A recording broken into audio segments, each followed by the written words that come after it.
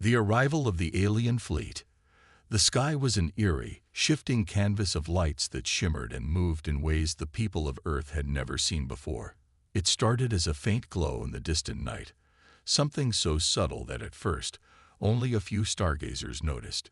But then, as the lights grew brighter and began to spread across the horizon, the entire world took notice.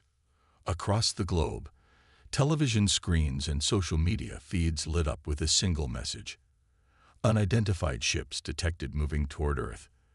The news spread like wildfire, filling people with an anxious excitement mixed with undeniable fear. Every major city, from Tokyo to New York, Moscow to Cape Town, watched in stunned silence as strange, massive shapes filled the sky, hovering just beyond the reach of Earth's atmosphere. In one of Earth's hidden underground command centers, General Aaron Hayes studied the data on his screen with a grim face. His sharp eyes followed the glowing dots representing alien ships as they drew closer. General Hayes had been in service for over 3 decades, facing the worst threats the world had thrown at him, or so he had thought. Now, as he looked at the sky filled with alien vessels, he felt the weight of something entirely different. This was not a battle he could approach with traditional strategies. This was something beyond Earth's wildest imaginations. "Are we certain these are extraterrestrial, Major?" he asked, turning to his second-in-command. "Yes, sir. Radar confirmed it hours ago. Their speed, their formation, none of it matches anything from Earth," replied Major Elena Torres, her voice steady, but with a hint of disbelief. "They're hovering right above the atmosphere, almost as if they're waiting for something." The alien fleet was enormous, stretching out as far as the eye could see, like a wall of metal and lights in the sky. Each ship was sleek, dark, and covered in strange symbols that glowed in pulsing patterns, as though alive. From a distance, the ships looked like distant stars or planets, but their ominous presence and unearthly glow set them apart. Earth had never seen anything like it. Back in their command ship, the alien leaders observed Earth through their screens.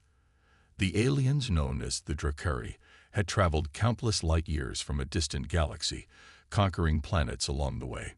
To them, Earth was just another stop, another source of resources, and they assumed the inhabitants would be no different from the other civilizations they had dominated: primitive, unprepared, and easily subdued. Their commander, Lord Zyron, gazed at the image of Earth, a small blue planet surrounded by the vastness of space. He smirked, confident in his fleet's superiority. "This world will fall quickly," he declared to his officers. "It's a simple, fragile place. Let's make this a swift conquest."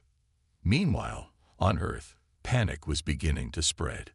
People gathered on rooftops, highways filled with cars, and families huddled together, hoping it was all a misunderstanding. But as the ships moved closer, casting massive shadows over Earth's cities, reality began to sink in. The world was under threat from an enemy they knew nothing about. In the heart of New York City, a young scientist named Dr. Ethan Rain watched the fleet through his telescope, his heart pounding. Dr. Rain had always dreamed of discovering life beyond Earth, but he had never expected it to happen like this. "They're waiting for something," he whispered to himself, noting how the ships had positioned themselves strategically around Earth's major cities. "It's like they're observing us." Dr. Rain wasn't the only one with theories. Across the globe, scientists, military leaders, and world governments scrambled to make sense of the situation. Was this an invasion, a peaceful first contact, or something in between? Speculations filled the air, but the sense of dread only grew stronger as the minutes ticked by. Back in the command center, General Hayes looked around at his team, feeling the weight of their eyes on him. His voice was calm, but his words carried a determination that cut through the fear in the room. "We don't know what they want," he said firmly, "but if they come to attack, we need to be ready to defend our planet. We don't back down." Orders went out across military bases worldwide, and Earth's forces moved into high alert. Fighter jets prepared to take off, tanks rolled into position, and soldiers readied their weapons, though each one knew that this enemy was unlike any they had faced before. How could they prepare for something so unknown, so vastly beyond their technology? Back in the cities, the alien ships hovered silently, casting an unsettling stillness over the streets below. People held their breath, wondering what would come next. Some reached out to loved ones. Others prayed, while some simply stared, captivated by the terrifying beauty of the massive vessels hanging above. Finally, the silence broke as one of the alien ships emitted a deep, resonant sound, a hum that vibrated through the air and shook the buildings below. It was like a signal, an announcement of their presence. The ground trembled, and people gasped in fear, looking up as beams of light extended from the ships, touching down in empty fields, forming strange symbols that glowed eerily in the dark. General Hayes watched the footage, his fists clenched. Whatever this was, it was just the beginning. Humanity's first response. The alien fleet loomed overhead, filling the night sky with an ominous silence. As the citizens of Earth watched in both awe and fear, the world's leaders and military strategists began to act. This wasn't just a national issue. It was a global one. For the first time, humanity was united against a common enemy, one that had crossed light years to arrive at their doorstep. Inside the Global Command Center, General Aaron Hayes observed his team, a diverse group of scientists, military officials, and tech experts from around the world. They were each highly skilled, but nothing had prepared them for this. Dr. Ethan Rain, the young scientist who had been the first to observe the fleet's arrival through his telescope, was among them. He had been called in to help analyze the data they were collecting on the ships, looking for any weakness or pattern that might give Earth a chance to survive. "They're not attacking," Dr. Rain said, his eyes glued to the monitor showing the alien fleet's movements. "They're just observing." "That's what worries me," General Hayes responded. "We don't know their intentions, but we have to assume the worst and prepare accordingly." Across the world, the first lines of Earth's defenses were being assembled.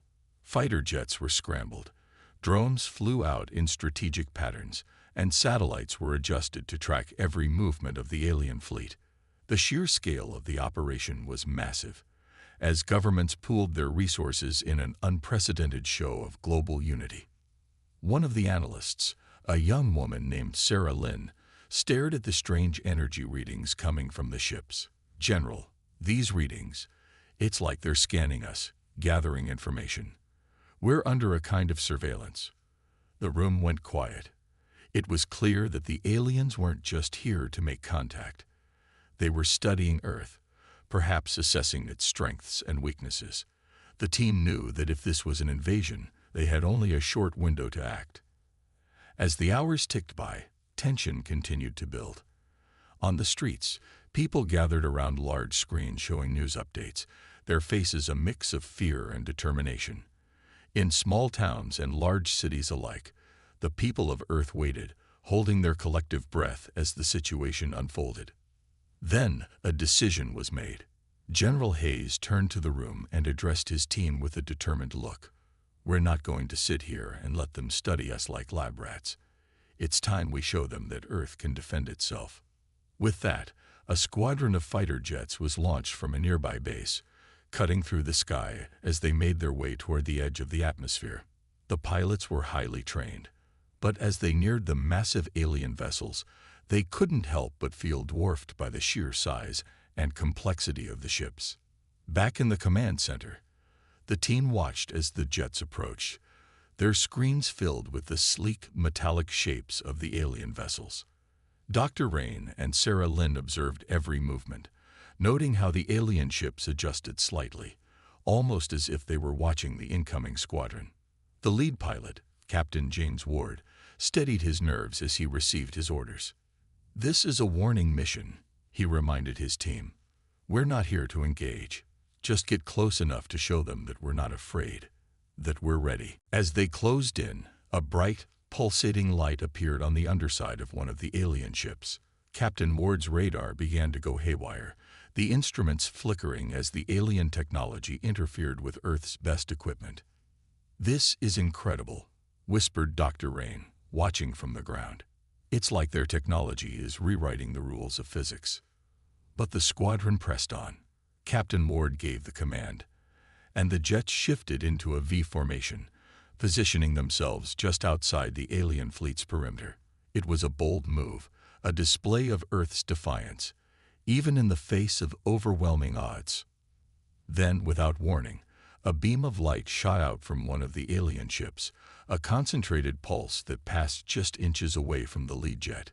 The air crackled with energy as the beam seared across the sky, a warning that was impossible to ignore. Back in the command center, General Hayes's face was tense. "Pull back," he ordered, knowing that they couldn't risk losing their best pilots. "They've made their point. For now." Captain Ward acknowledged the command, and the squadron turned back, retreating to safer airspace. The message was clear. The alien fleet was powerful, and it had no intention of being threatened, but Earth's display had shown them something important too. Humanity would not surrender without a fight. As the jets returned, the people of Earth cheered, inspired by their bravery. The sight of human pilots facing the alien threat had reignited hope. It was a reminder that Earth was not just a small, isolated planet. It was home to people who would stand their ground, no matter the cost. Back in the command center, Dr. Rain turned to General Hayes. "They tested us," he said, a note of worry in his voice. "And they're not underestimating us anymore." General Hayes nodded, his gaze hard. "Good," he replied, "because neither will we." Humanity's hidden weapon. The alien fleet hovered over Earth with an unnerving silence. Days passed without further aggression, yet the tension continued to build. Humanity's display of defiance had been met with caution, but Earth's leaders knew it was only a matter of time before the aliens made their next move. In a hidden underground base, an elite group gathered under General Hayes's command. Here, far from the eyes of the public and even many of Earth's governments, was Earth's secret project, Project Aegis. Dr. Ethan Rain and Sarah Lynn, who had earned the general's trust with their expertise, were among the few civilians who knew of it. Project Aegis wasn't just any weapon. It was the most advanced technology humanity had ever developed, the product of years of research, brilliant minds, and immense secrecy. It was Earth's last line of defense, an arsenal of cutting-edge tech, some of which even the aliens might not be prepared for. Dr. Rain, along with a team of engineers, had overseen the creation of a powerful energy shield that could, in theory, repel attacks from the alien ships. But until now, it had never been tested in real combat. As the alien fleet maintained its silent stance above, General Hayes knew that Earth's forces needed a decisive edge, and Project Aegis might be it. "We have to assume they're studying our defenses, analyzing every move we make," General Hayes said to his team, his voice steady. "And if they're preparing for an attack, we need to show them that Earth is prepared to respond." Sarah Lynn glanced at the monitor displaying the alien ships. "But what if they already know about Project Aegis? I mean, they've been observing us closely." Dr. Rain shook his head. "No, we've kept it under the radar. Our shields and weapons are operating on wavelengths they likely haven't encountered. That gives us a small advantage. But we have to act before they adapt." The general's eyes were focused and fierce. "We'll initiate Phase 1. It's time to show them that we're more than they bargained for." Back on the surface, in cities across the globe, the people of Earth watched the sky, wondering if the world's leaders had a plan. And down in the secret base, the team began preparing for the test of Project Aegis. The air was charged with urgency and determination. Dr. Rain activated the massive console in front of him, its screens filled with complex data on the energy shield. Activating Aegis in 3, 2, 1. A powerful hum echoed through the underground base as the energy shield flared to life, wrapping Earth in an invisible protective barrier.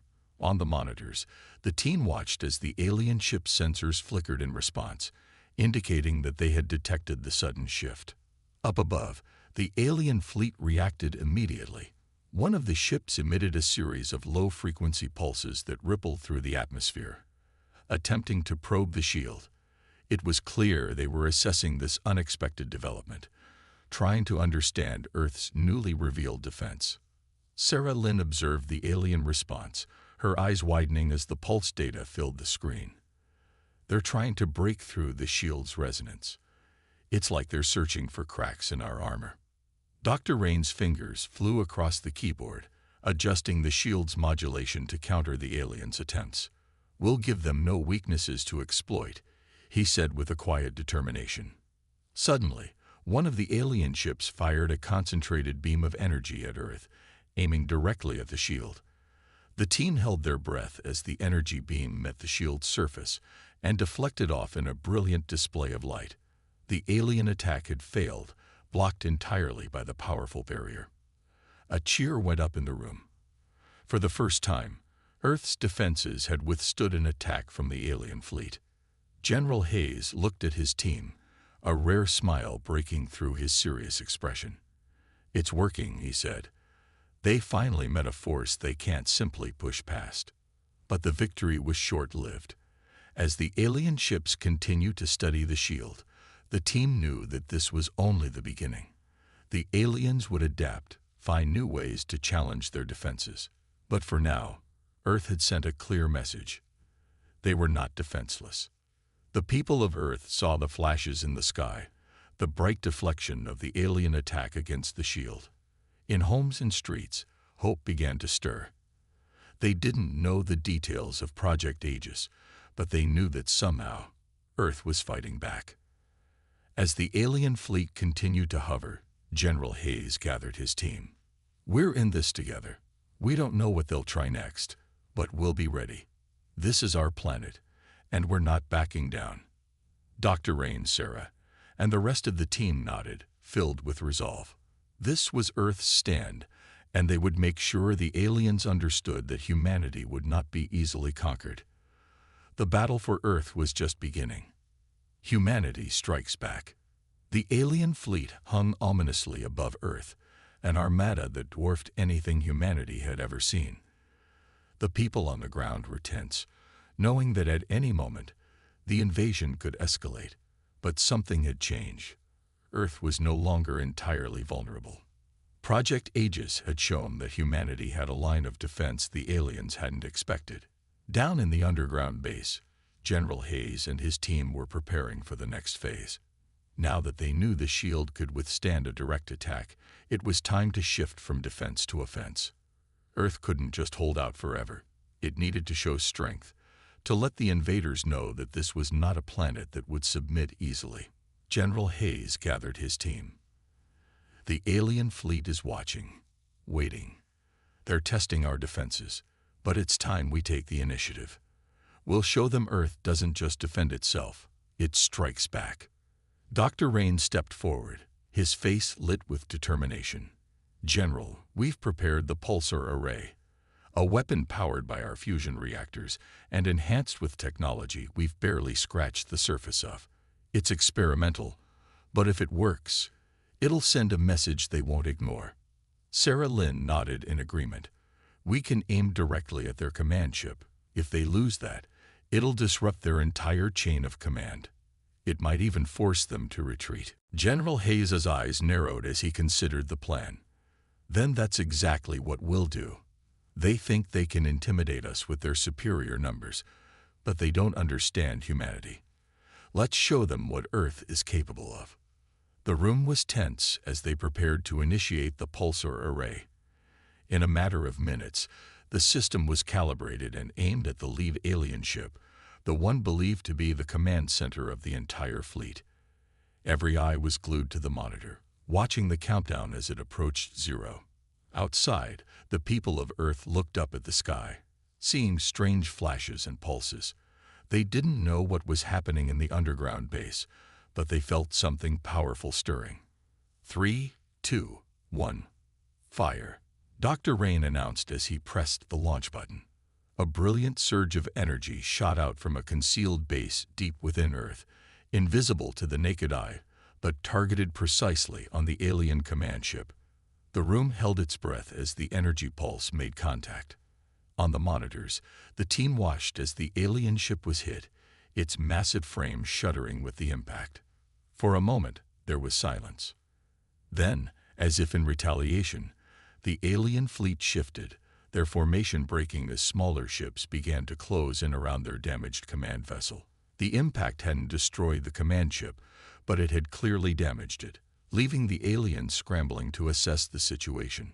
General Hayes leaned over the control panel. Their shield absorbed some of the impact, but we've shown them Earth isn't helpless. They're on the defensive now. The team cheered, a wave of exhilaration spreading through the base. This was a small victory, but it was proof that humanity could hit back. The aliens who had come expecting a quick victory were learning that Earth was a planet that fought back.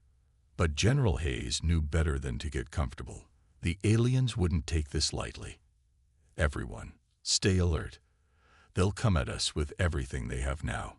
We're not finished yet. Dr. Rain nodded, his face serious. We have one more shot with the pulsar array before the reactors need to cool down. We'll have to make it count. Sarah leaned in, glancing at the general. If they strike back, it'll be more intense than anything we've seen. But if we keep them on their heels, we might just stand a chance. General Hayes gave a determined nod. Then that's exactly what we'll do. Humanity's survival depends on us showing them that Earth isn't a target. It's a battleground, and we're not going anywhere. In the sky above, the alien fleet realigned, some ships visibly damaged from the pulse attack. Earth had struck back, and for the first time, the invaders were reacting to the strength of their target. The people of Earth watched the shifting patterns, feeling a glimmer of hope. They didn't know the details, but they sensed that humanity wasn't standing idly by. The battle for Earth was still in its early stages, and the fight was far from over. But for now, humanity had made a powerful statement. They were ready to defend their home. The battle escalates. The moment the alien fleet retaliated, it became clear that Earth's small victory would not go unnoticed. The attack had been swift, brutal, and precise, as though the invaders were now fully aware that humanity was not just some weak, defenseless planet. Earth had shown them its potential, and the aliens were prepared to respond in kind. General Hayes stared at the war room's giant screens, his face stern as he watched the alien fleet move into a more aggressive formation. They were closing in fast. It was clear now. This wasn't just an invasion. It was an all-out assault on the very idea of humanity's survival. Sarah, how long do we have? Hayes asked, his voice steady but urgent. Sarah Lynn quickly calculated the data flashing on her screen. They're speeding up their assault. Their ships are moving into attack formation. If they reach the planetary defense line in the next 5 minutes, we'll be in deep trouble. We need to act now. Dr. Rain, who had been working tirelessly to adjust the pulsar array, stepped forward. His tired eyes met Hayes.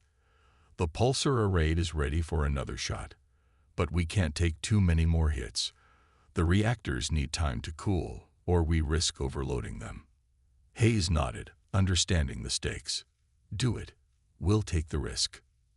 Outside, the world was waking up to the reality of war. People across the planet saw flashes in the sky as the alien fleet, now more aggressive, unleashed a barrage of weapons. The first blasts struck the outer defense lines, sending shockwaves that rattled buildings and shook the ground beneath the feet of billions. The ground forces, mobilized for what they thought was just a defensive stand, were now fully engaged in combat, fighting to protect the last of Earth's major cities. General Hayes's voice echoed through the comm system, cutting through the chaos in the war room. This is it. We're going to make them regret underestimating Earth. The countdown to fire the pulsar array began again, and this time, every person in the room knew what was at stake. As Dr. Rain adjusted the final calculations, sweat beaded on his forehead. He pressed the button with a steady hand, sending another massive energy pulse into the heart of the alien fleet. The pulse traveled through the sky like a flash of lightning, striking at the core of one of the largest alien ships. This time, there was no hesitation in the impact. The alien ship's shield collapsed, and the massive vessel exploded in a burst of light that illuminated the darkened sky. For a moment, everything stopped. The ground shook as the energy from the blast radiated outwards, but the alien ships didn't pause for long. On the screens, the damage was clear. The ship was gone, but the remaining fleet wasn't retreating. Instead, they launched an even larger wave of attack ships toward Earth's defense positions. The battle was escalating at an alarming rate, and it was clear the invaders were no longer just testing Earth's resolve. They were fighting for dominance. "We've made them bleed, but they're not backing down," Sarah said, her eyes glued to the monitors. "We need to buy more time. If we can hold them off long enough, we might be able to turn the tide." General Hayes paced back and forth, his mind racing with strategies. He knew that every move they made from here on out would determine whether Earth survived this invasion or not. It wasn't just the technology they had at their disposal now. It was the human will to survive, the raw determination to fight for their home that would decide the outcome. "We've shown them we can hit back, but we're outnumbered," Hayes muttered to himself. "We need a plan." Suddenly, Sarah's voice broke through the tense atmosphere. "General, there's a weakness in their formation. They're clustering their ships around their command vessel. It's risky, but if we launch a full-scale assault on that one ship, we could take down the entire fleet." Hayes' eyes lit up. "That's our opening. Prepare every fighter we have and launch them immediately. We're going after their command ship." The troops on the ground, alongside Earth's fighter pilots, were already mobilized, ready for the most dangerous mission yet. It was a one-shot opportunity, and they knew it. As the last of the fighter jets took off, streaking across the sky toward the alien fleet, a hush fell over the war room. All eyes were on the monitors as the fleet of Earth's fighters sped toward the heart of the alien armada. In space, the battle raged. Alien weapons flared as Earth's fighters dodged, weaving between enemy ships.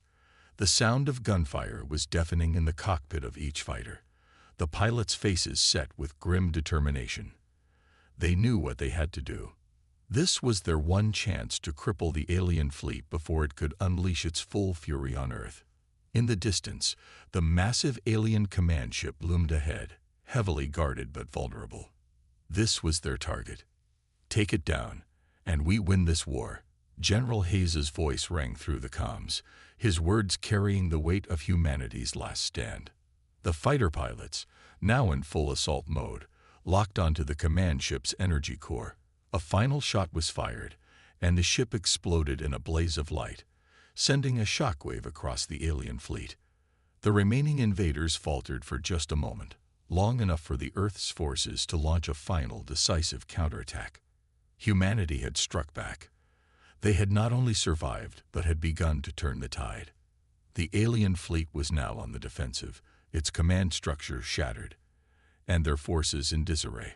But General Hayes knew that the war was far from over. This was just the beginning of humanity's fight to protect their world, and they would fight to the very end. Humanity strikes back. The tide of battle had shifted. The explosion of the alien command ship had sent shockwaves through the enemy fleet, disrupting their coordination and striking fear into their hearts. For the first time since the invasion began, the invaders were on the back foot. But General Hayes knew this was no time to celebrate. There was still a war to win. The remaining alien ships, now disorganized and in disarray, attempted to regroup, but they were far from the well-coordinated force they had once been. Earth's forces, emboldened by their first real victory, pressed the attack with renewed fury. Fighter pilots soared through the sky, launching precision strikes against enemy ships. Ground troops, too, were relentless, pushing forward with a single-minded determination to defend their planet. "Keep the pressure on them," Hayes ordered through his comms. "We can't let them regroup. We push now, or we risk losing everything we've fought for." The battle continued, and Earth's forces fought with a ferocity the aliens hadn't anticipated. But as the days passed, it became evident that this was no ordinary conflict. Each time they struck, the aliens seemed to adapt, learning quickly from their losses. It was as if they were studying humanity's tactics, searching for weaknesses to exploit. In the heart of the war room, Sarah Lynn's eyes flickered with concern as she observed the alien fleet's movements on her screen.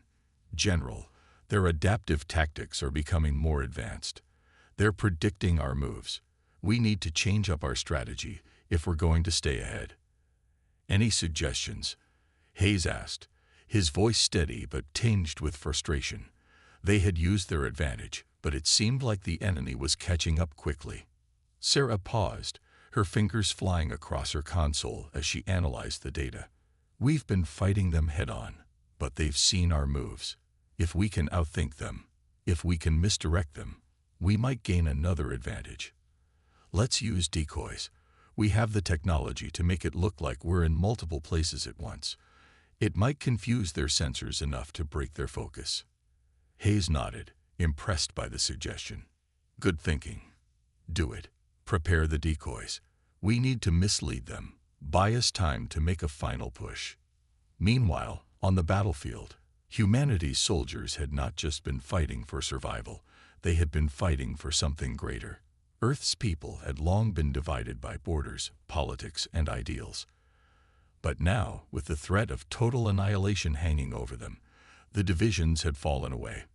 People from every corner of the planet fought side by side. It was humanity's greatest strength, unity in the face of destruction. Captain Maria Alvarez, leading a squadron of Earth's finest, looked out over the horizon. The alien ships were everywhere, dark, menacing shapes against the sky. The air crackled with energy as their weapons fired, streaking toward Earth's forces. Yet Maria's face was set in determination. She knew what was at stake. Every shot, every move could mean the difference between life and death for millions of people. Squadron, we make this count, she said into her comm. Target their engines. We disable them. We win. Let's bring them down. The fighters scattered in formation, dodging enemy fire and striking fast. Captain Alvarez was a seasoned fighter, and her leadership had earned her the trust of her squadron. As they swooped down, dodging fire from alien ships, they focused their efforts on weakening the enemy's ability to retaliate. Their goal was clear: stop the alien ships before they could launch a counterattack. Back in the war room, Sarah Lynn's decoy strategy was taking shape. The illusion they created was near perfect, with fake signals and holographic technology designed to confuse and misdirect the enemy. The first few minutes of the deployment were successful. Alien ships began to scatter, focusing on the false signals sent out by Earth's forces. The momentary confusion was enough to tilt the balance further in humanity's favor. As the enemy fleet broke apart, Earth's fighters and ground troops made their final push. Now was the time to strike with everything they had. The alien fleet, now disjointed and confused, struggled to maintain any semblance of coordination. Earth's counteroffensive pushed deeper into enemy lines, and as the alien ships began to fall, a strange sense of hope began to fill the hearts of humanity's warriors. General Hayes stood over the war room's main monitor, his eyes locked on the unfolding battle. We've got them where we want them. This ends today, he said quietly, his voice carrying the weight of a man who had led humanity through its darkest hour. But even as they celebrated their small victories, there was an underlying tension in the air. The alien invaders might be in disarray, but General Hayes knew this wasn't over yet. They had underestimated humanity before, and they might make the same mistake again. Earth had struck back, but the final push was still to come. The alien fleet, though weakened, was still formidable. The question now was whether humanity could finish what they had started, or whether the aliens would recover and deal a devastating blow to Earth's forces.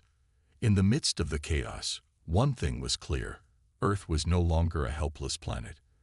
The invaders had underestimated humanity's resilience, and now humanity was fighting back with everything they had, against all odds. The final battle was on the horizon, and both sides knew that only one would emerge victorious. The war for Earth's survival was far from over, and the fight would continue to test humanity's will to endure. But for now, Earth's forces had the upper hand, and they would not let go. The final stand.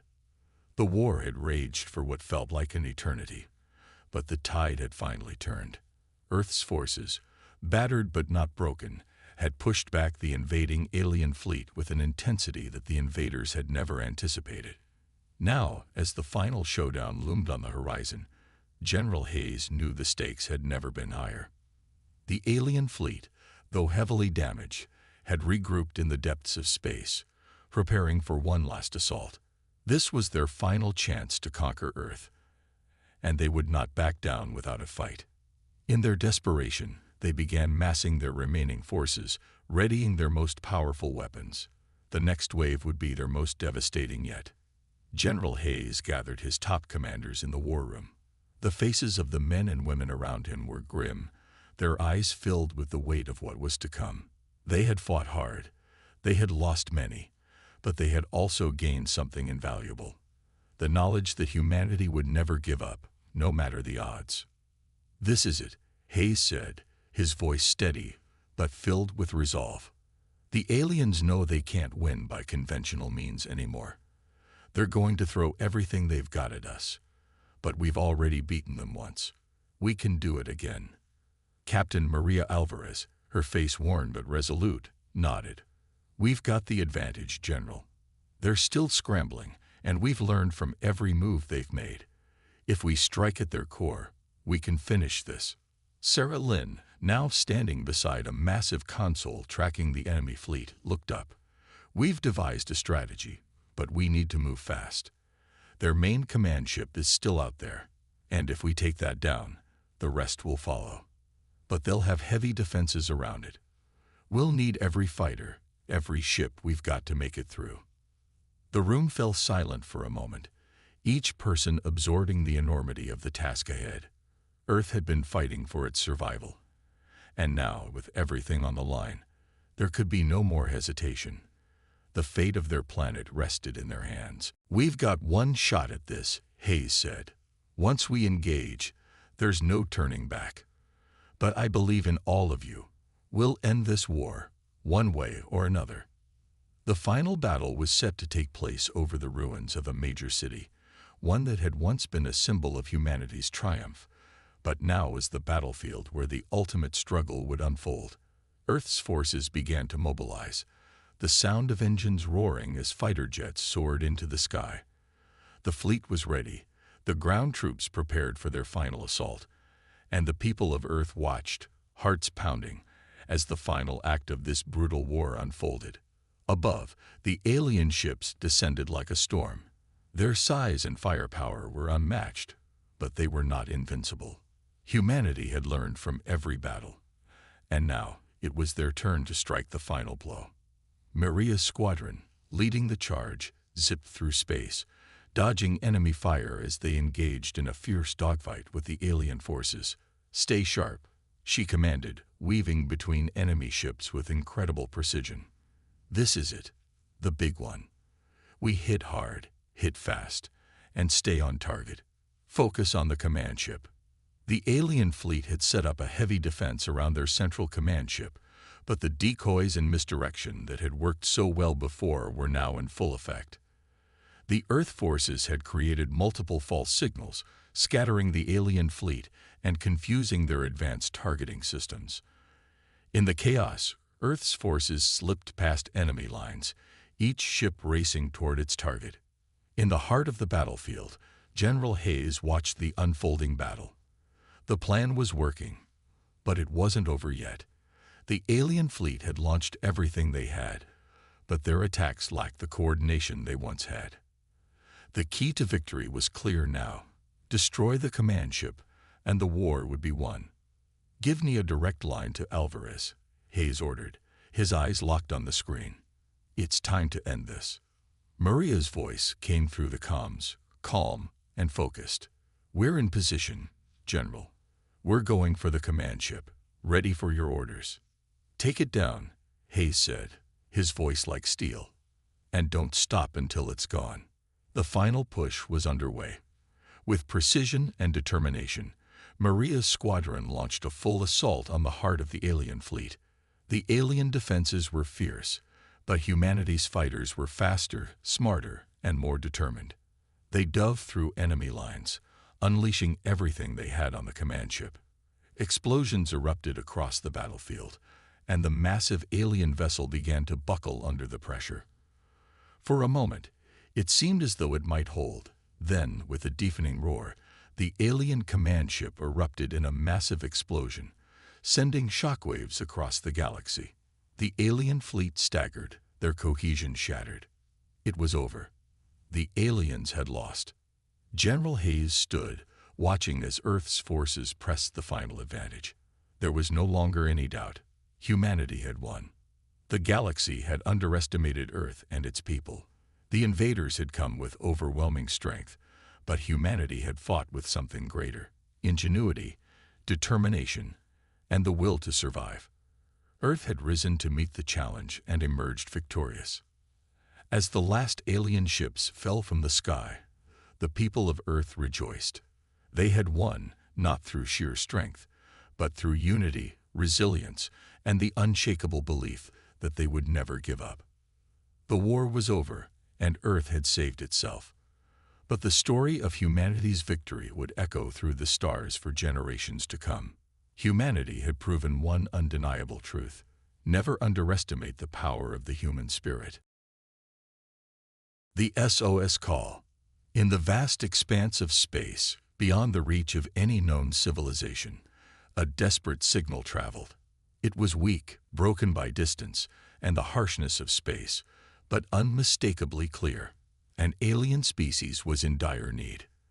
The creatures, known as the HFY, were a proud and ancient race. Yet they had found themselves cornered by a powerful enemy, the Varkar, a ruthless species with a fleet so massive it could destroy entire star systems. The HFY had fought valiantly for years, but their technology was far less advanced than the Varkar. Their homeworld, once teeming with life, now lay in ruins. Cities were destroyed, fields scorched, and the skies darkened with the smoke of war. In a final act of desperation, the HFY did the unthinkable. They sent out an SOS, a call to any who might hear it. The message was sent on an ancient frequency, one that only a few knew still existed, but it was their only hope. To anyone who can hear this, we are in grave danger.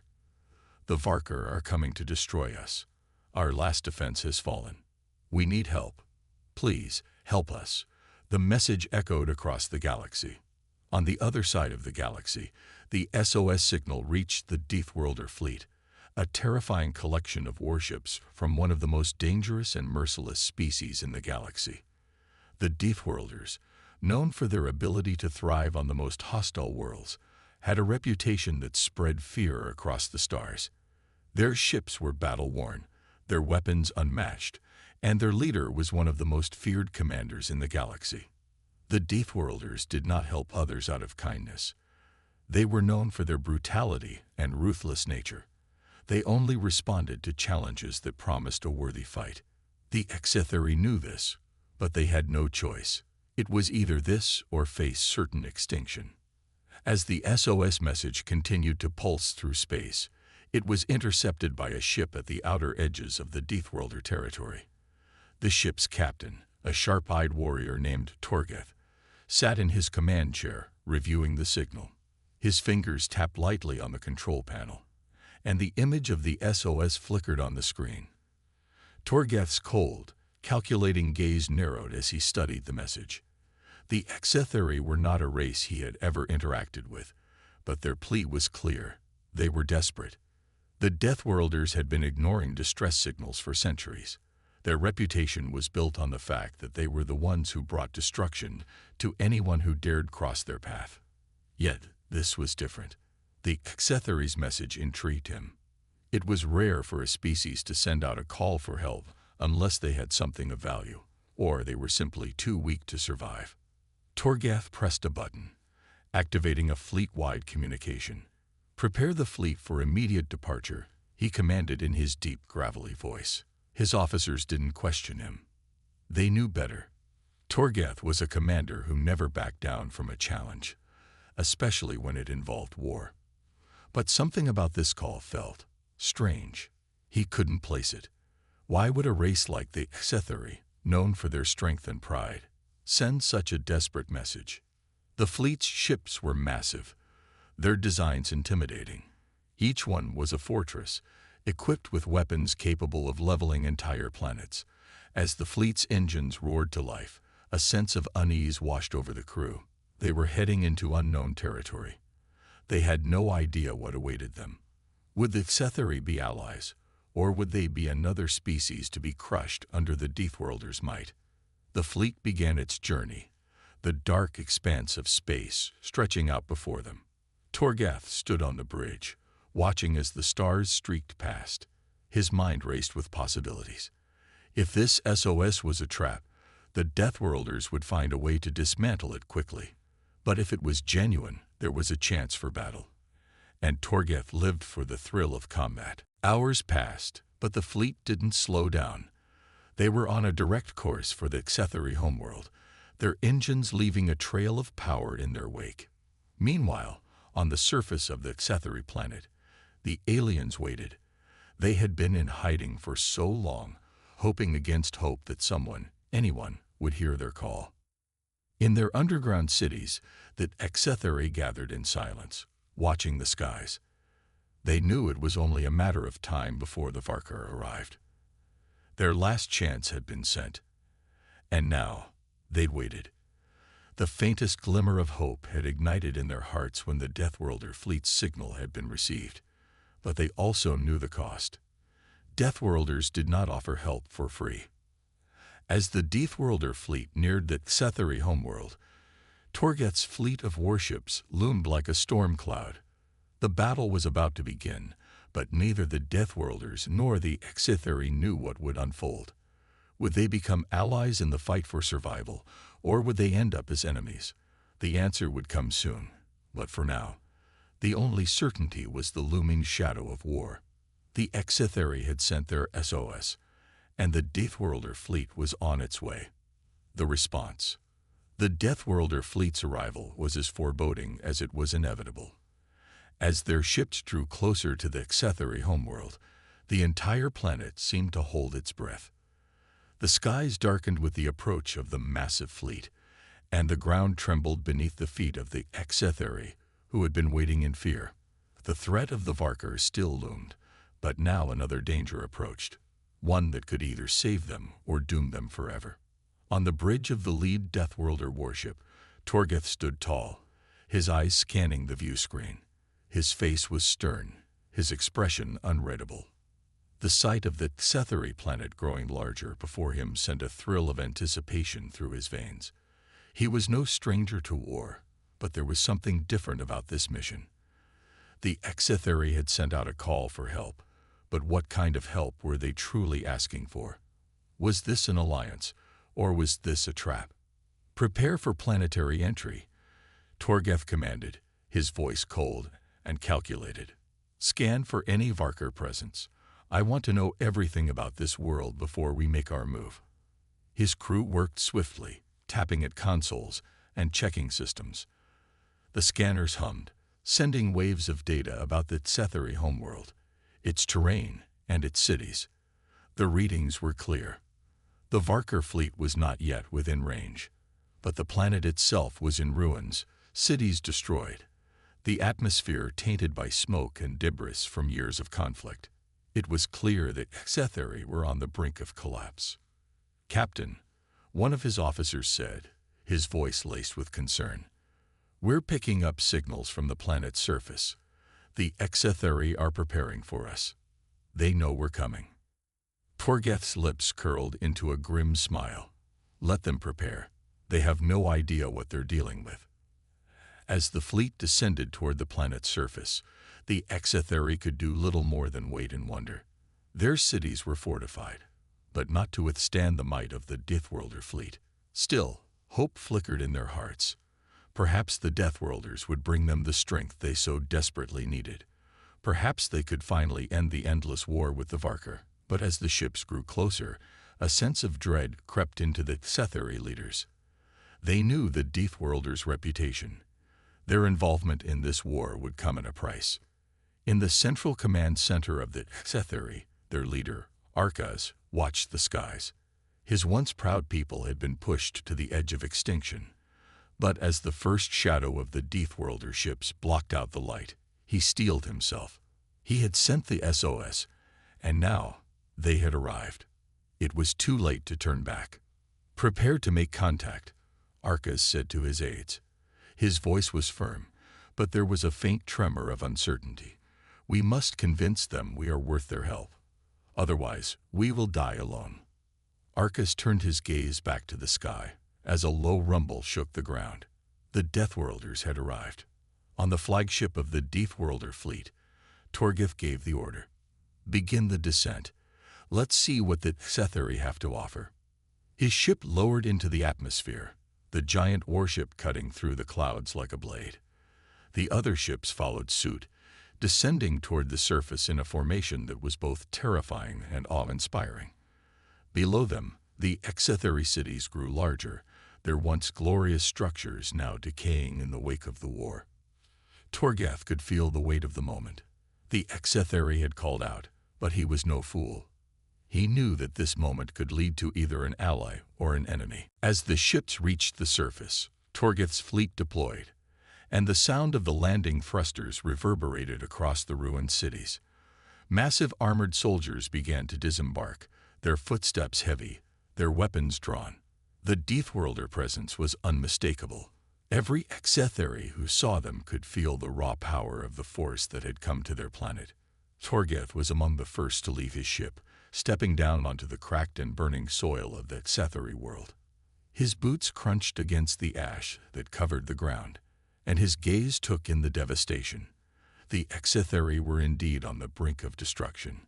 Ahead, Setheri leaders stood in formation, waiting to meet the Deathworlder commander. Orcs stepped forward, his arms raised in a gesture of peace, but his face betrayed the anxiety that gripped his heart. The Deathworlders had come, but what would they do now? Torgeth surveyed the scene. The Setheri, though proud, looked fragile compared to the mighty Deathworlders. He was curious, but he was also cautious. "You sent a call," he said, his voice a low growl. "And we answered. Tell me, Setheri leader, what do you offer in return?" Orcs swallowed, steeling himself for what was to come. "We offer our alliance," he said. "We offer everything we have left in exchange for your help in defeating the Varkar. We cannot survive much longer without your aid." Torgeth's eyes narrowed. He was a warrior, not a diplomat. But the Setheri had shown strength in their desperation. There was value in that. Still, he wasn't convinced. "And if I agree," he asked, "what do you intend to give us?" Orcs hesitated. He had no illusions. The Deathworlders did not act out of charity. They would want something in return. We will join your war. We will fight with you, and we will bring all that remains of our forces to your side." Torgeth's cold smile returned. The Setheri were offering something, but he wasn't sure it would be enough. Still, he had his orders. "Then we shall see if your strength is enough to tip the balance. Lead the way, Setheri. Show me what you have left." As the Deathworlder fleet and the Setheri prepared for their next move, the tension between the two species grew. Was this an alliance that would save the Setheri, or would it be the beginning of a new conquest? The answer would come soon enough. And in the distance, the Varkar fleet was on its way. The alliance. The Deathworlder fleet had established its presence on the Setheri world, and the atmosphere between the two species was thick with tension. As the initial shock of the Deathworlders' arrival began to fade, both sides had to face the reality of what was to come. The Varkar fleet was still out there, and if the Deathworlders were to succeed, they would need more than just a fragile alliance. They would need trust, and that was something neither species was ready to offer completely. Torgeth stood on the observation deck of his flagship, his eyes scanning the planet below. The Exetheri cities were still in ruins, and the air smelled of decay and burning metal. His fleet had landed, their heavy war machines now set up in defensive positions around the capital. The Exetheri, for all their pride, were clearly shaken. They had hoped for a miracle, and now that the Deathworlders had arrived, they were faced with the harsh reality that their survival depended on the will of a race that was known for conquering, not saving. Torgeth's hand rested on the console in front of him, his mind swirling with thoughts of what he had just seen. The Exetheri were desperate, but that desperation could either fuel them to fight harder or break them entirely. He had seen many species come to him for aid, and he had seen how quickly alliances could crumble under the weight of fear and distrust. Still, he had his orders. He was to assist the Exetheri, but the cost of that assistance had yet to be determined. Captain, his second-in-command, Vornak, spoke from behind him. The Exetheri leader, Arcas, has requested a formal meeting. He insists it's urgent. Torgeth turned, his eyes narrowing. Let him come. We will discuss the terms of this alliance. Arcas arrived a short time later, accompanied by a small entourage of his most trusted aides. He stepped into the room, his posture straight, his expression a mixture of determination and anxiety. He had hoped for much more than this. He had hoped the Deathworlders would offer their full might with no questions asked. But now, with Torgeth's cold gaze upon him, Arcas realized that hope was a fragile thing. Torgeth gestured for Arcas to take a seat across from him. You've requested our help. Torgeth began, his voice measured and firm. But help comes at a price. I need to know what you are offering in return. Words alone will not win this war. Arcas sat down, his fingers clasped tightly together. We have no riches to offer, he said quietly. Our cities are in ruins, our fleets shattered. All we have left is our loyalty and our strength. We will fight for you, and in exchange, we ask only for the chance to survive, to rebuild, to live. Torgeth studied him for a long moment, his mind working through the implications of the Exetheri's words. And what if you fail? What if you cannot hold up your end of this bargain? Arcas looked up, meeting Torgeth's gaze with surprising steadiness. Then we die.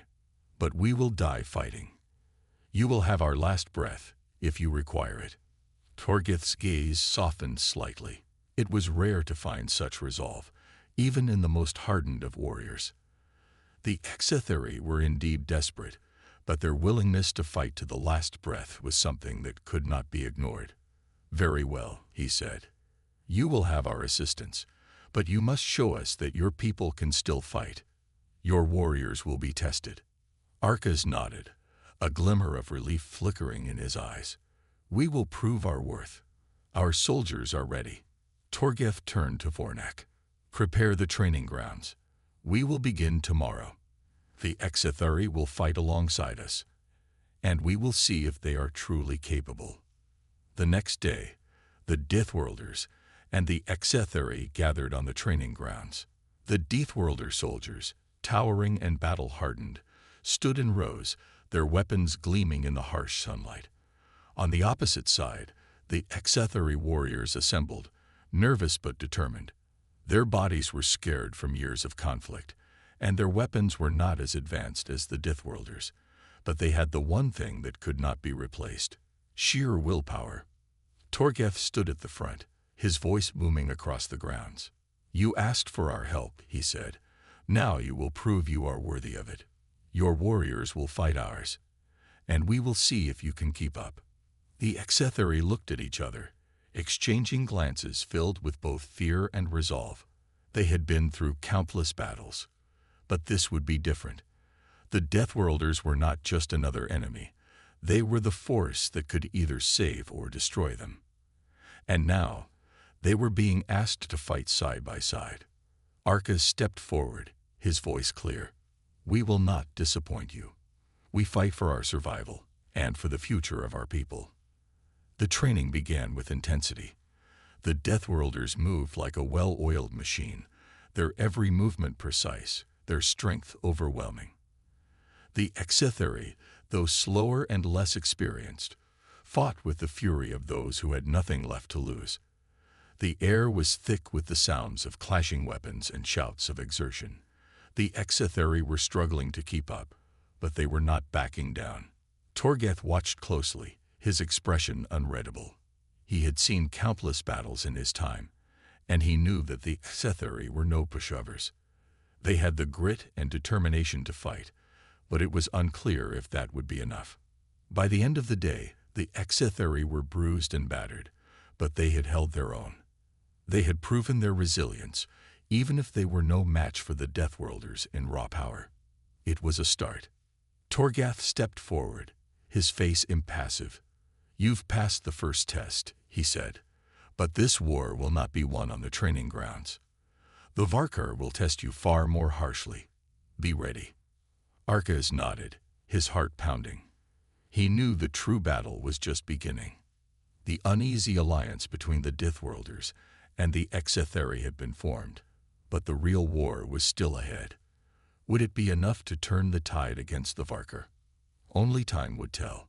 The fate of the Exetheri and their future now rested in the hands of the Deathworlders. But as the sun set on the training grounds, one thing was certain. The battle for survival had only just begun. The first strike. The alliance between the Deathworlders and the Exetheri was still new, fragile, and uncertain. After the brutal training session, the Deathworlders had seen enough to know that the Exetheri had spirit, but what they didn't know was whether it would be enough to turn the tide against the incoming Varkar fleet. As the sun dipped below the horizon, casting long shadows across the war-torn landscape, a low hum vibrated through the air. The Deathworlder ships, now stationed in orbit above the Exetheri world, began to power up. The fleet was ready. The Exetheri were ready, or at least they had to be. Torgheth stood on the observation deck of his flagship, eyes narrowed, watching the Exetheri preparations below. He had made the promise to aid them, but his mind constantly weighed the cost of failure. If the Exetheri were to falter, if they could not hold their ground, the Deathworlders would not hesitate to cut their losses. It was the way of their kind. Survival came first. The Exetheri had to prove they could fight just as fiercely. Vornak, his ever-loyal second-in-command, approached Torgheth. "The Exetheri are ready, my commander. They gathered their remaining forces. They'll fight." Torgheth didn't look at him immediately. Instead, he continued to observe the scene below. "They may be ready to fight, but are they ready to win?" He paused. Time will tell. The Varkar fleet, massive and relentless, was already on its way. The information had been gathered, and the first signs of their approach were already picking up on the Deathworlder scanners. It was only a matter of hours before they arrived. The Exetheri leaders, including Arcas, had asked for an audience with Torgheth. Their desperation was palpable. The final blow to their world would come soon, and they were fully aware that their survival now depended on the strength of the alliance they had forged with the Deathworlders. Arcas entered Torgheth's command center, flanked by his trusted generals. His expression was tight with both determination and fear. "We are ready for this fight," Arcas said, his voice hoarse with emotion. "The Varkar will not take our home without a fight." Torgheth turned from the window to face him. "I hope for your sake that your resolve is as strong as your words," he said coldly. "We will provide the firepower, but you must hold your ground. If you fail, we will not come back for you." There was no need to sugarcoat the truth. Arcas understood. "We will fight," he replied simply. With little more to say, the two leaders parted ways, both with the weight of impending doom on their shoulders. Hours later, the first of the Varkar ships appeared on the radar. The massive fleet of the Varkar was a sight to behold, a sea of deadly warships, their hulls gleaming under the dark expanse of space. The sheer size of the enemy force was enough to send shivers through even the most hardened of soldiers. But the Deathworlder fleet stood firm, their vessels dwarfed by the sheer scale of the Varkar threat. They had no choice but to hold their ground and strike first. Torgheth's orders were clear: take the fight to the Varkar before they could land on the planet. The Exetheri would defend the surface, while the Deathworlders would engage in space. The first wave of Varkar ships began their descent, and the Deathworlders moved with precision, their warships leaping into action with incredible speed. The battle began without warning. The space between the two fleets erupted with blasts of energy and the roar of weapons firing. Torgath's flagship was a marvel of war engineering. Its weapons were designed to tear apart the toughest of enemies. The Deathworlder ships began their assault, using their advanced technology to launch a series of precise, devastating strikes against the Varkar warships. The Varkar retaliated with equal ferocity. Their ships were built for war, and their weapons matched the Deathworlders in power. The space around them lit up with explosions, and the shrieks of metal on metal echoed through the void. Arcas watched from the command center of his flagship, his heart pounding. He had never seen anything like this before. The sheer power and precision of the Deathworlders was both terrifying and awe-inspiring. Their ships were cutting through the Varkar fleet like a blade through flesh. But the Varkar were no slouches. They fought back with a relentless hunger that could only come from a species that had survived through brutality and conquest. On the surface, the Exetheri ground forces began their offensive, charging toward the incoming Varkar landing ships. Their soldiers fought with a savage intensity, knowing that this would be their last stand. The Deathworlders had promised them help, but now it was up to them to prove they were worthy of that help. The Exetheri had fought many battles, but none like this. They had always been alone, always been the underdog. But now, with the Deathworlders at their side, they fought with a newfound ferocity. They weren't just fighting for survival. They were fighting for something greater. They were fighting for their home, for their people, for the future. The battle raged on. In space, the Deathworlder fleet continued its brutal assault on the Varkar ships, tearing through their defenses with ease. But the Varkar were not so easily defeated. Their reinforcements kept pouring in, and soon, the space around the planet was a chaotic battleground, filled with flashes of fire and the sound of war. Torgath stood at the front of his flagship, watching the battle unfold. His mind was calculating, planning the next move. He knew that the Varkar would not surrender easily. They had faced stronger enemies before, and they would not give up without a fight. But he also knew that this battle was crucial, not just for the survival of the Exetheri, but for the future of the entire galaxy. "This fight is just beginning," Torgath muttered under his breath, his eyes cold and focused, "and the Varkar have no idea what's coming for them."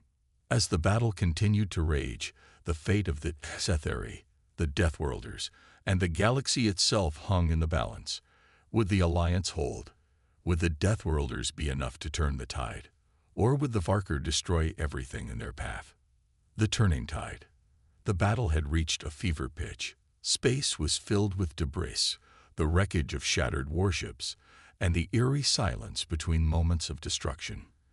In the blink of an eye, a Varkar cruiser would erupt into a fireball, its once glorious hull torn apart by a deadly volley from the Deathworlder fleet. But even with their superior technology and unyielding tactics, the Deathworlders faced a relentless onslaught. Torgath paced the command center of his flagship, eyes locked onto the battle unfolding in the vast emptiness of space. The Varkar were powerful and numerous, their fleet pushing forward with brutal efficiency. For every Deathworlder ship that tore through the enemy's ranks, 2 more Varkar ships seemed to replace them. The Deathworlders' advanced weapons were taking their toll, but the sheer numbers of the Varkar fleet made victory seem distant. "Torgath." Vornek's voice cut through the tension, and the second-in-command's face appeared on the communication screen. "The Exetheri have engaged the Varkar ground forces. We need to reinforce them. We can't hold them off forever." Torgath's jaw clenched.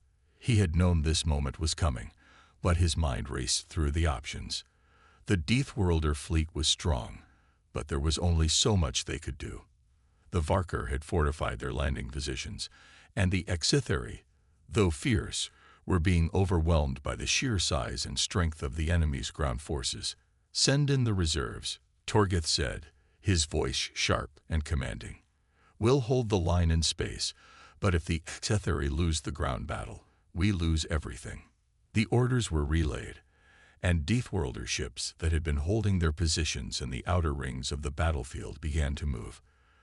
They surged forward, weapons primed, ready to strike. But just as they were about to launch their counterattack, something unexpected happened. A warning flashed on the tactical screen.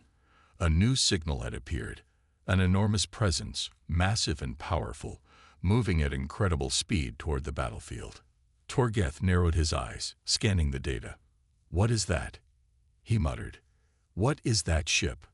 Vornek's face appeared again, his tone suddenly filled with urgency. "Sir, the signal is not from the Varkar. It's something else. The ship is different." The crew of the flagship scrambled to assess the incoming threat, but no one could make sense of it. The signal was unlike anything they had ever encountered.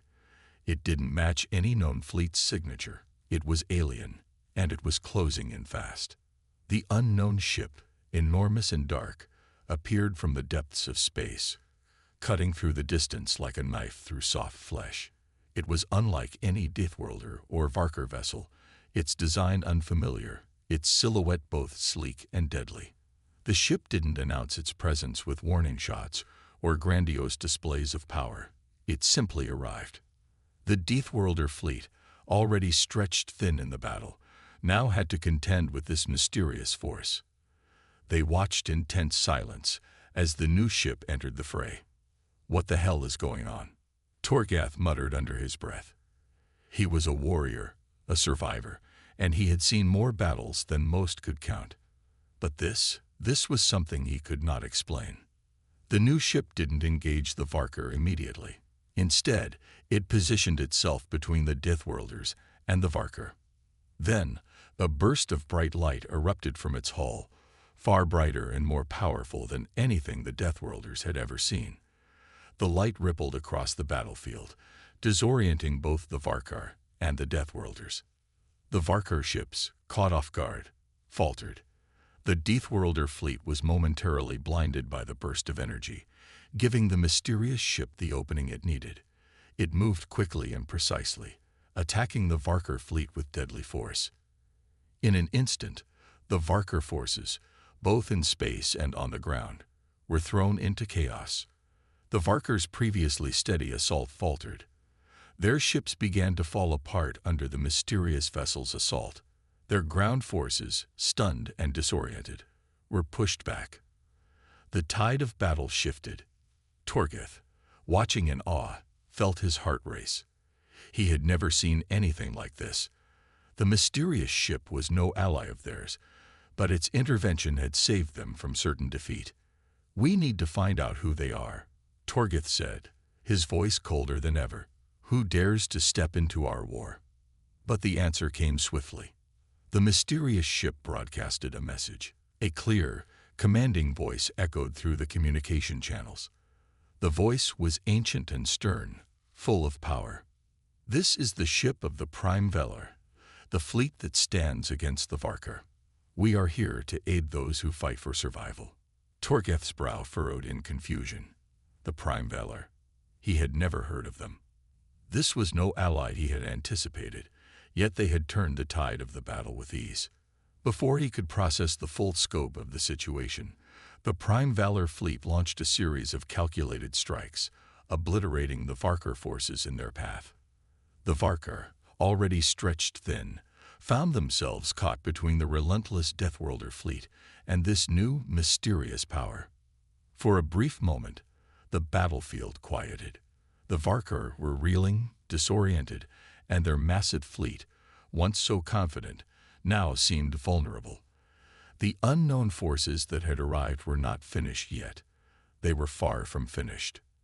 As the Deathworlder ships regrouped and reorganized, Torgheth's gaze turned back to the strange ship. He knew that this was not over. A new player had entered the game, and the question now was whether they were here to help or to claim their own victory.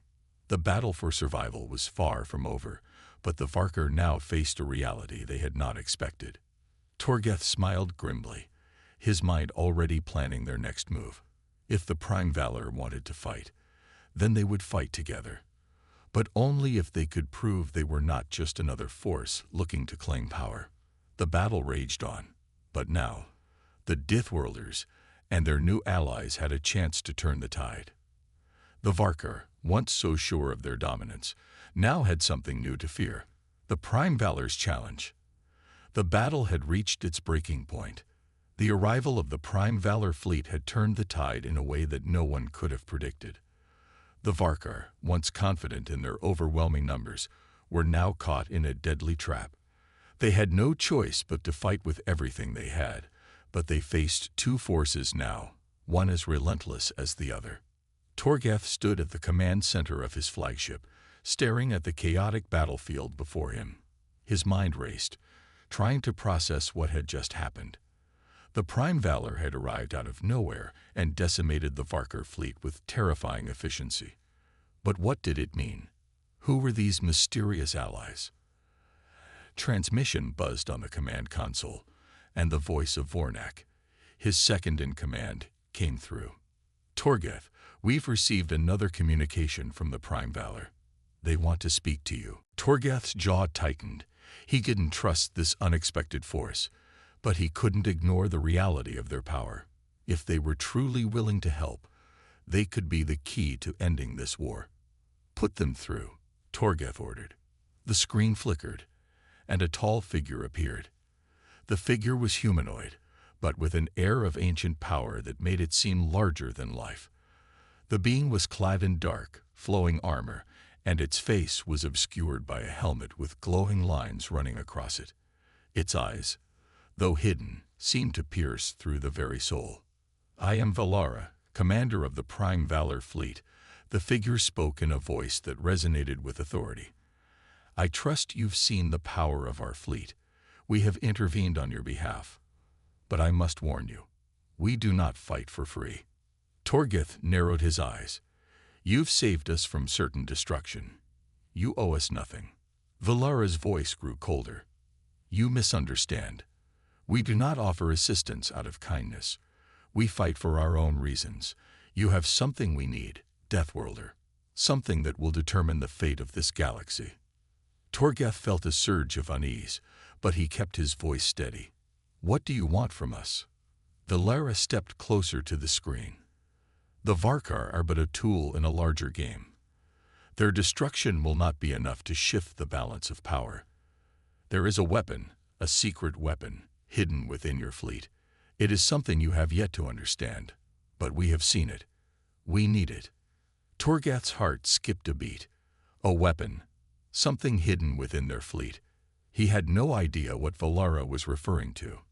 The Deathworlders had advanced technology, but nothing that could match the power of the Prime Valor. What weapon are you speaking of? Torgath demanded, his voice edged with suspicion. Valara's glowing eyes seemed to pierce through him, as if seeing into his very soul. You know of it. It is a force that can change everything. A weapon of such power that it can destroy the Varkar, the Prime Valor, and any other enemy you might face. But we require your help to unlock it. Torgath's mind raced. This was too much to process. The Prime Valor had known about some hidden power within their fleet. How? And why had they waited until now to reveal it? I don't know what you're talking about, Torgath lied, trying to buy some time. Valara tilted its head slightly, almost as if it could sense his hesitation. You may not understand it yet, but you will. The weapon is inside your fleet's flagship. You will help us unlock it, or you will face the consequences. Torgath felt a chill run down his spine. The flagship. He had no knowledge of any secret weapon on board. But then, could it be the ancient technology they had discovered long ago? The artifact that had been buried deep within the flagship's core? His mind flashed back to the days before the war, to the mysterious relic they had recovered from a distant planet. But it had been dormant, inactive, or so they had thought. Torgath clenched his fists. What do you want me to do? Valara's voice softened slightly, though still held an edge of command. You will take us to your flagship. We will help you unlock its potential. Together, We will use it to crush the Varkar and anyone else who dares to stand in our way." The weight of the decision hung heavily on Torgeth. He knew that if he agreed, he would be trusting these mysterious aliens whose true motives remained unclear. But the Varkar were still a powerful enemy, and if the Prime Valor's offer was genuine, this weapon could turn the tide in their favor once and for all. "Very well," Torgeth said, his voice resolute. "But if this turns out to be a trap, we will destroy you." Valara's expression was unreadable, but Torgeth could sense the faintest hint of approval. "Agreed. But remember, Deathworlder, your survival depends on us now. Do not forget that." With the transmission cut, Torgeth turned to Vornak. "Prepare the fleet. We're heading to the flagship. We unlock this weapon, and we end this war." As the fleet began to shift its course toward the flagship, Torgeth couldn't shake the feeling that they were stepping into a trap. But for now, there was no turning back. The war was far from over, and the Deathworlders had a new ally, or perhaps a new enemy. The fate of the galaxy now rested on the decision they had just made. The ultimate weapon. The Deathworlder fleet moved swiftly, its ships gliding through the stars toward their flagship, the heart of their military power. Torgeth stood at the center of the command deck, his eyes fixed on the viewscreen that displayed the massive ship in the distance. It loomed large, a dark silhouette against the backdrop of distant stars. This was where the battle would be decided, for better or worse. The Prime Valor fleet had followed closely behind, their ships glowing with an eerie, almost unnatural light. They were silent, ever watchful, as if waiting for something, waiting for Torgeth to lead them to the weapon they so desperately sought. As the fleet approached the flagship, Torgeth's thoughts turned back to the artifact, the mysterious relic that had been discovered years ago. It had been buried deep within the flagship, hidden from all but the highest-ranking officers. No one had fully understood its purpose, though it was clear that it held immense power. Could this be the weapon that Valara had spoken of? The one that could turn the tide of the war? Torgeth's hand clenched around the armrest of his chair. He was nervous, but he couldn't afford to show it. The decision to bring the Prime Valor to the flagship was made, and now there was no turning back. He had made a deal with them, but the weight of their demands hung over him. What would they do once they had what they wanted? Would they keep their word, or was there more to their plans than they let on? "Fleet Commander, we're approaching the flagship," Vornak said, breaking his train of thought. "Understood," Torgeth replied. He stood and turned to the officers around him. "Prepare for landing. All systems must be in perfect condition. We cannot afford any mistakes now." The crew scrambled to ready the fleet. The tension in the air was palpable. Every Deathworlder aboard the flagship knew that this moment would change everything. Victory or defeat. This was the moment they would either rise to unimaginable heights or fall to the depths of failure. As the ships aligned and docked with the flagship, Torgeth and his crew stepped out onto the cold, metallic floors of the massive vessel. The Prime Valor were with them, their armored forms towering over the Deathworlder soldiers. Torgeth couldn't help but feel the weight of their presence. They were not here as allies, but as masters, and it was clear that they expected something in return.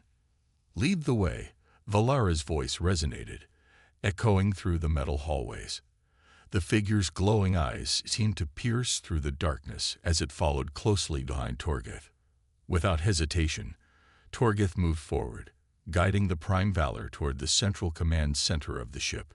His heart raced with each step. He couldn't shake the feeling that this was a pivotal moment, one that could shape the future of the galaxy.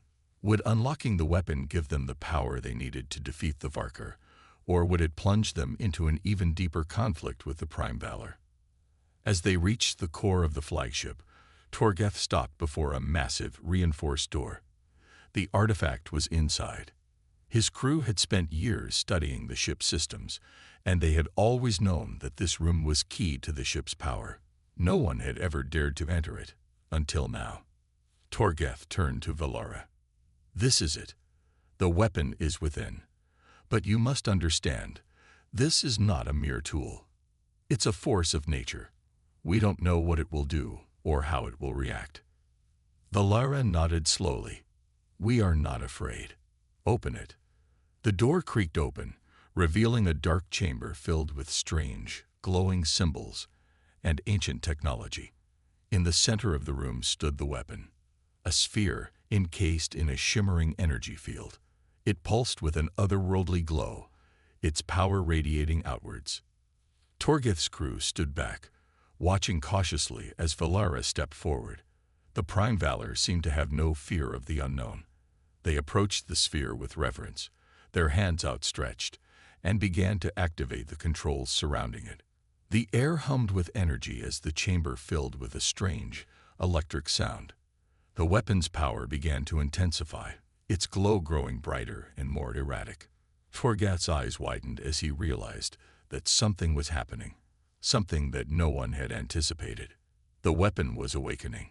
Suddenly, the chamber shook violently, and a pulse of energy surged outward. The walls trembled, and a blinding light filled the room. The Deathworlders scrambled to stay on their feet, but the Prime Valor remained calm, their faces impassive as they manipulated the controls. Is this what you expected? Torgath shouted over the chaos. He could barely hear his own voice over the noise. Valara's voice cut through the storm of energy. This is just the beginning. The weapon is not just a tool. It is a force of destruction. It will reshape the galaxy in ways you cannot yet understand. And you will help us wield it. Torgeth's mind raced. He had no idea what they had unleashed, but one thing was clear. The galaxy was about to change forever. Whether it was for better or worse, only time would tell. As the light began to fade, Torgeth saw the true power of the weapon. The destruction it could cause, the energy it harnessed, and the realization hit him like a hammer. There was no going back now. The future of the galaxy rested on this moment, and in the hands of the Deathworlders and the Prime Valor, it would be a future forged in fire. Torgath glanced at the Prime Valor, their cold eyes locked on the weapon's pulsing glow. His next words were filled with determination. We'll use it, we'll win, but we need to be ready for what comes next. The war was not over, it had just begun.